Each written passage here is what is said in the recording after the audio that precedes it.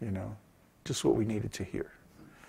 No, this is not actually the message of devotional service.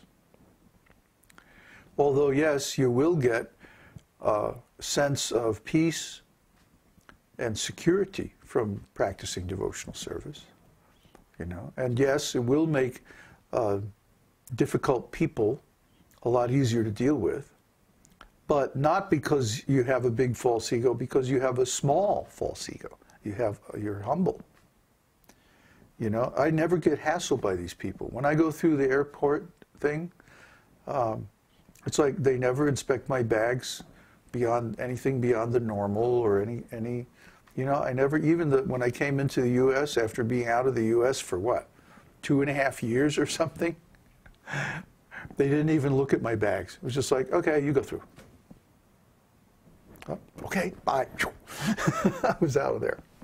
So why is that? And well, it might just be luck, but I think that being humble has something to do with it. Because I don't go through there with an attitude. I'm just like, okay, here I am, here's the papers, okay, bye. And there's no, you know, there's no implied challenge of don't mess with me or any, those guys, they focus on that because they're on that level of false ego too. So if somebody comes through with an attitude, any kind of weird attitude, they like to bust them, you know, because they're in that false ego conflict mood. So being humble has a lot of advantages. And humility is something that happens automatically when you develop service attitude. Service attitude means that, you know, you're not there to make the scene, you're not there to be the center of attention, but rather you're just in the midst of serving Kṛṣṇa, and you're going about your engagements in a way so as not to disturb anyone, because when you disturb people, they tend to interfere with your service. See? Of course, I was very bad. I was always disturbing people in ISKCON by saying terrible, nasty things like, what you're preaching is not exactly what's in Prabhupada's books. They didn't like that. They didn't like that. Or, I'm not going to go out and cheat the public and sell books on a false premise. I'd rather just stay back at the temple and work around here, you know. Now, if you stop all of this cheating business, then maybe I'll go out on book distribution. But as long as you're condoning the cheating things, I'm not going out. That was my protest. It was the 60s. Protest movement was like in full force. So my protest was, I'm not going to go out and cheat the public and make a bad name for my spiritual master. You know, but they did, and they did it consistently, and they did it even more and more intensely as time went by, until basically they made ISKCON's name so bad that we don't dare use the words Hare Krishna in any of our promotions.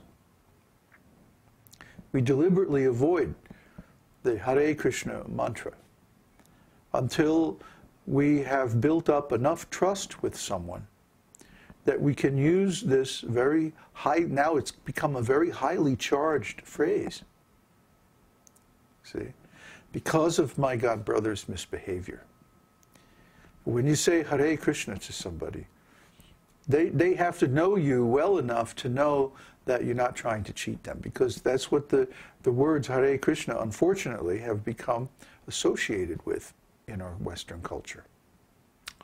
So, you know, I fought against this the whole time I was in ISKCON, and all it did was give me a bad reputation with the GBC. And they made my life as difficult as possible. So, afterwards I had to go through a couple of years of therapy to get straightened out. Because they made my life so difficult. But I never lost the determination to attain pure devotional service, no matter how bad things got, no matter how much I had to suffer for what I perceived as the truth. And that's the difference between somebody who makes it and somebody who doesn't. There are a lot of devotees in my condition or position, who were in ISKCON for some time, and then they left ISKCON for whatever reason. But what are they doing? Are they preaching? Not really. I mean, they have the same books that I do. They have the same training that I do. They have a lot of the same experiences. Why aren't they preaching? Why aren't they trying to satisfy Srila Prabhupada? See, well, I'm not going to answer for them. I can't. I can't know what's on all of their minds, but I can see their activities. Their activities are, maybe they go and hang out with some other devotees, friends that they had while they were in the movement, but they don't really go to the temples, except maybe for big festivals. And are they preaching? No, they're not really preaching. Of course, it's very difficult to preach. I mean, I'll grant them that. It's tough to preach, especially after all of the things that happened and all the big headlines and all the scandals and everything. It's very, very difficult to preach. But it's not impossible. You can always find people who are thirsty for God and give them the knowledge by which they can approach God. You know, like we say, somehow or other. If you just keep trying long enough, you'll find something that works. Kṛṣṇa will provide. If you show him that you're sincere and you're not going to give up, he'll provide the means that you can preach and satisfy him. It's not easy. It's not quick. But if you really want to satisfy Kṛṣṇa, that's what you have to do. So, now let's continue with Nectar of Devotion. Please try to think up some good questions for today's class.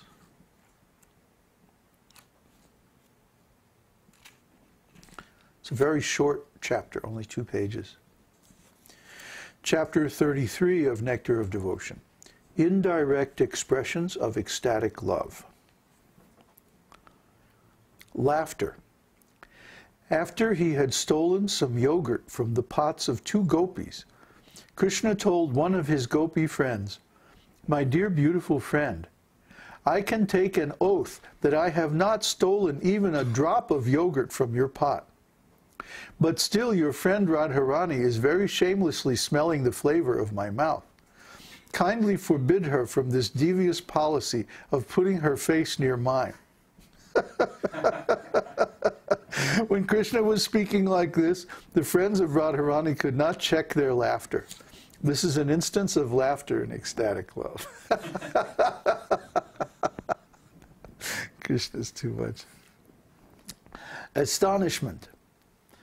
Once Brahma was watching all the cows and the cowherd boys dressed in yellow garments and decorated with valuable jewels. The boys were expanding their 4 arms and were being worshipped by many hundreds of other Brahmas. All the cowherd boys began to express their joyfulness for being with Kṛṣṇa, the Supreme Brahman.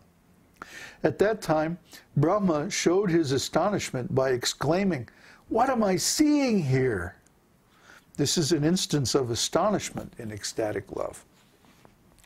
Oh, we've gone over this story before, how Brahma stole the cows and cowherd boys and calves, and then he came back a moment of his time later, which was a year of earth time. And when he came back, all the cowherd boys and cows and calves were still there. And he was like, "What? Didn't I?" But he couldn't quite grasp it. And then, just to really mess with his mind, Kṛṣṇa transformed all these cowherd boys and cows and calves into Vishnu forms, Vishnu expansions. And then he absorbed them within his body, and then he expanded them again, and then absorbed them and expanded them several times. And then he called for all the Brahmas and Shivas from all the different universes, and they all came there and paid their obeisances to the feet of these different Vishnu expansions. And Lord Brahma is just like completely, well, the word is, the term that is used is that he was completely astonished. Like,